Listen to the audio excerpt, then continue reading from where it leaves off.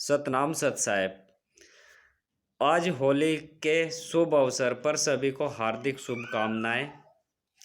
आइए हम होली के पर्व का संदेश देखते हैं कि यह हमें क्या शिक्षा देता है। जो होली की कहानी हमें सुनाई जाती है उसमें होलिका हिरण्याकश्यप की बहन होती है।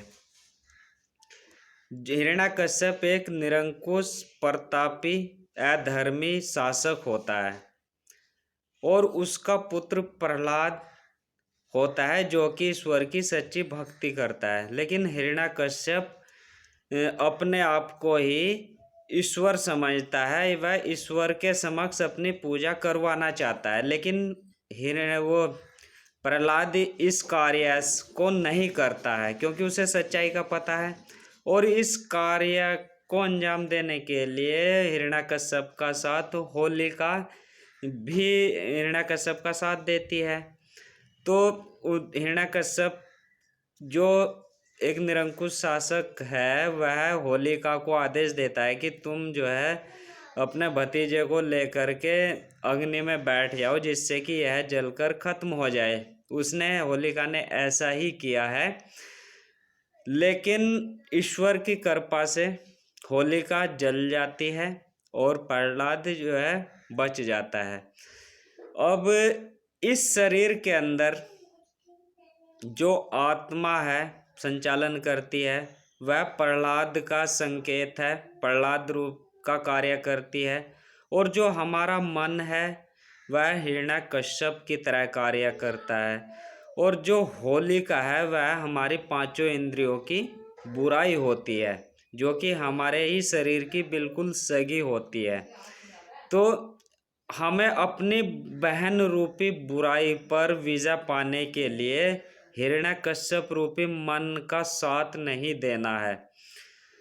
तो जो प्रहलाद रूपी जो आत्मा है इसको मुक्त करने के लिए हमें मन रूपी निरंकुश जो शासक है उसको मारना पड़ेगा। और जो इस निरंकुश शासक मन रूपी निरंकुश शासक का जो हिरण्याकश्यप है उसका साथ कौन दे रहा है? हमारी पांचों इंद्रियां देती हैं। तो हमें इनको भी खत्म करना पड़ेगा, तभी हम ईश्वर मार्ग पर आगे चलेंगे, धर्म के मार्ग पर आगे चलेंगे। तो यह जब हम मन रूपी हिरण्याकश्यप का वह होलिका रूपी अपनी इंद्रियों की बुराइयों का अंत कर देते हैं, तब यह आत्मा ध्यान योग के द्वारा उस परमात्मा में मिल जाती है। अर्थात आत्मा को एक सीधा मार्ग मिल जाता है। इसे फिर कोई भी गलत मार्ग पर चलाने वाला व रास्ता भटकाने वाला कोई रहता ही नहीं।